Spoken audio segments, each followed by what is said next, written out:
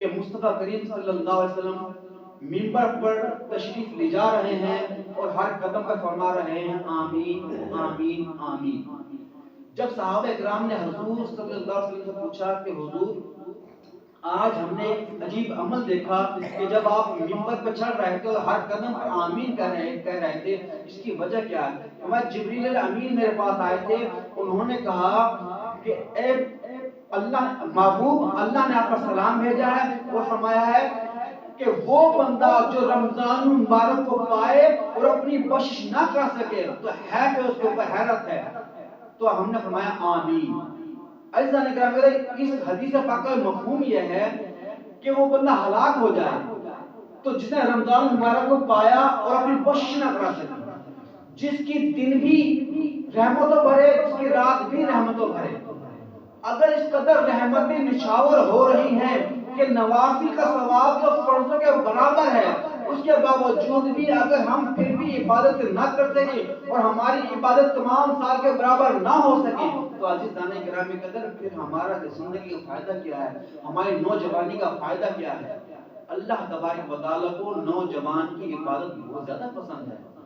دوستان محترم، حدیث پاک کا مفہوم ہے، حضور صلی اللہ علیہ وسلم نے فرمایا کہ جوانی کی توبہ جو ہے وہ کیا انبیاء کرام کی مثل ہے کہ جو شخص جوانی میں توبہ کرتا ہے اس کی توبہ ایسے ہوتی ہے کہ جیسے کہ اس نے نبوت کا کوئی کام سر انجام دے دیا ہو۔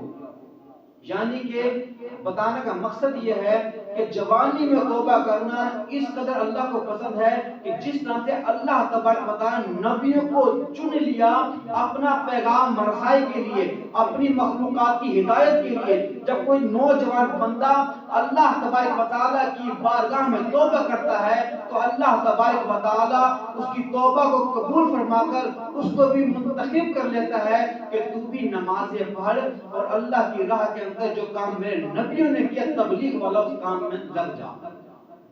لیکن دوستان محترم، توبہ کہتے ہیں جس کو توبہ ہوتی کیا ہے؟ سب سے پہلے اپنے گناہ پہ شرمندگی ہے، شرمندگی کے بعد پھر آئندہ یہ نہیں کرے کہ میں نے یہ گناہ کرنا ہی نہیں ہے، اور پھر تیسرے نمبر پر اللہ کی بارگاہ میں معافی مانگنا۔ جب یہ تینوں عمل اکٹھے ہوتے ہیں تو پھر توبہ ہوتی ہے، وگرنہ ہماری توبہ کا انداز کیا ہوتا ہے؟ میں نماز پڑھی کہا استغفر اللہ استغفر اللہ استغفر اللہ، یہ ہم لوگ توبہ مانگتے ہیں۔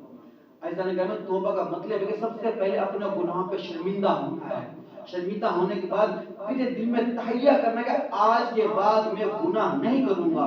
جب دونوں باتوں کی تہیہ ہو گیا اب وہ اللہ کی بارگاہ میں توبہ کرے گا، اے باری تعالیٰ اب میں تجھ سے معافی مانگتا تھا، آئندہ میں کوئی کام نہیں کروں گا، میرے جو گناہ اس کو بخش دے۔